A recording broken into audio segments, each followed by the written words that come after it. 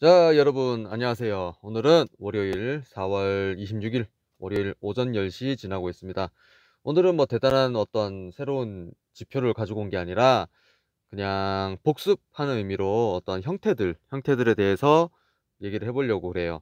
그래서 뭐 제가 뭐 수업 내용을 준비한 게 아니라 그냥 지겨워서 그 차트를 보고 있다가 '한번 해 보면 어떨까?' 싶어서 즉흥적으로 좀 방송을 켰어요. 음 어떤 내용이냐, 지금 1시간 봉이죠. 1시간 봉. 1시간 봉 봤을 때 약간 이런 형태가 있습니다. 이런 형태가 있는데 네모가 있죠. 네모가 있고 이렇게 왔다 갔다 하면서 빠진 형태. 이거를 우리가 뭐라고 했죠? 여기, 자, 여기서 내려왔고 왔다 갔다 했고 빠진 형태. 이거를 우리가 찾아보면 베어 플러그 형태라고 했죠.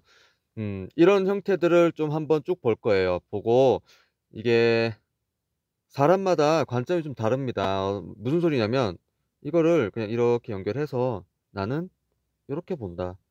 이렇게 수렴을 거치다가 떨어졌다.'라고 해석을 해볼 수도 있는 거예요. 자, 이런 모든 이런 형태들은 분석가의 주관이 굉장히 많이 개입이 됩니다.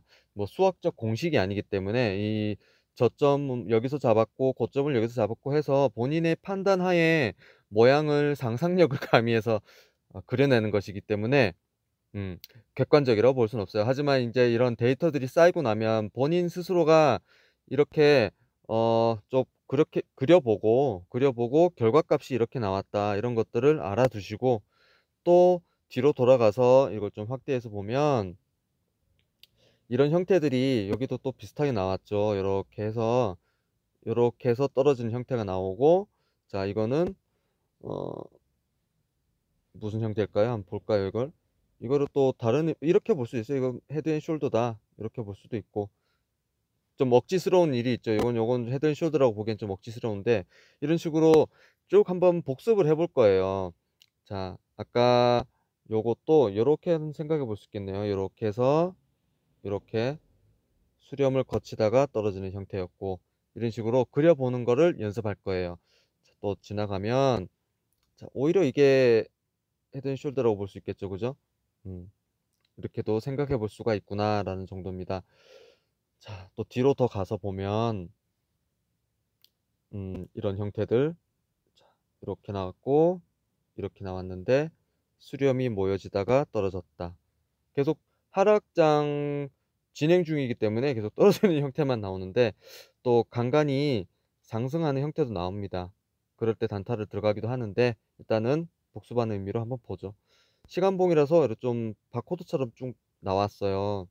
이거는 요렇게 해서 요렇게 볼 수 있겠죠. 우리는 요거를 이렇게 올라오는 형태를, 자, 요거죠? 아니다. 아, 요렇게 되네요. 폴링 웨지가 되네요. 자, 요걸 기억해 두시고 요것도 이게 화면을 나갔다 오면 회귀를 하는 기능이 있어서 좀 보기 어려운 이런 식으로 해서 가격이 모아지고 올라가는 형태.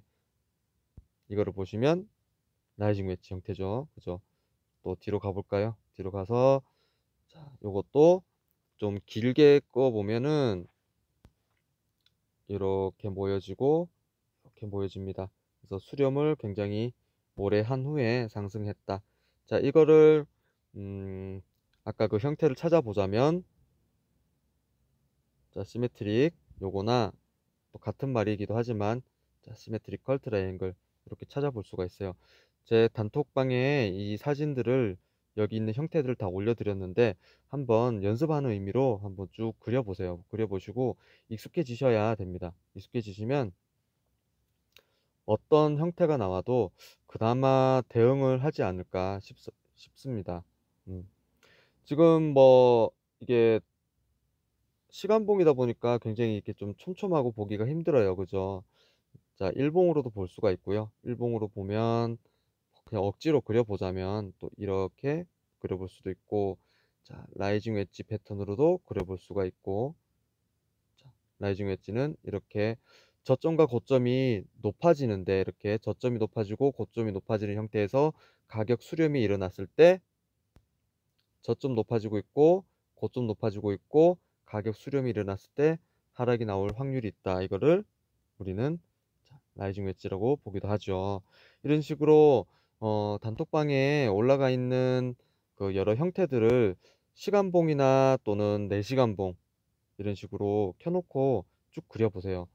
이건 형태가 지금 다 나오진 않았는데 만약에 나온다면 이렇게 모아질 확률이 있겠구나 하고 스스로가 어떤 시나리오를 예측을 이렇게 해보는 겁니다.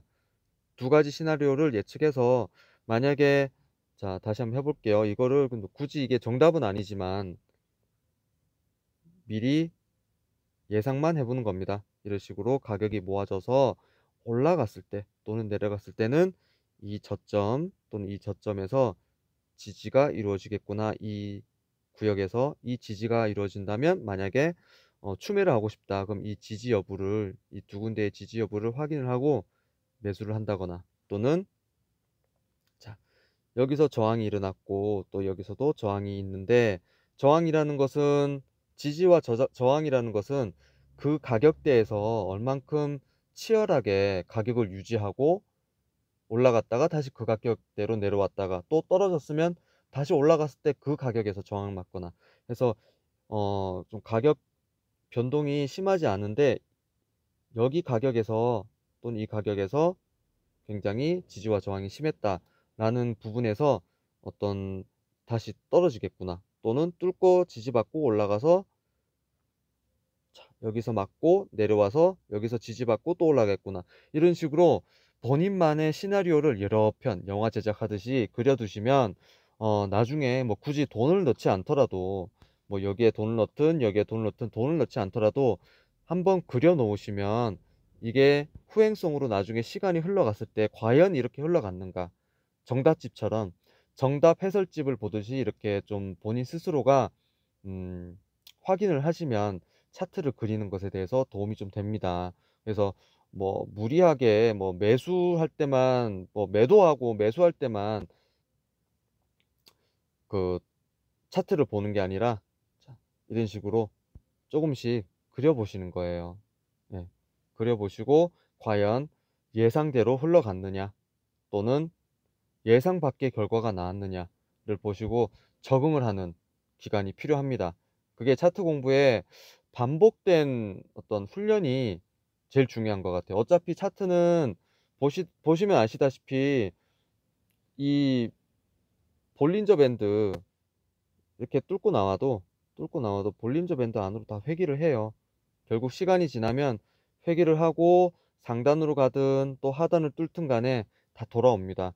그 범위 안에 있기 때문에 그 범위 안에서라면 여기 있는 많은 패턴들을 여지에 두고 한번 그려볼 수 있는 것이죠.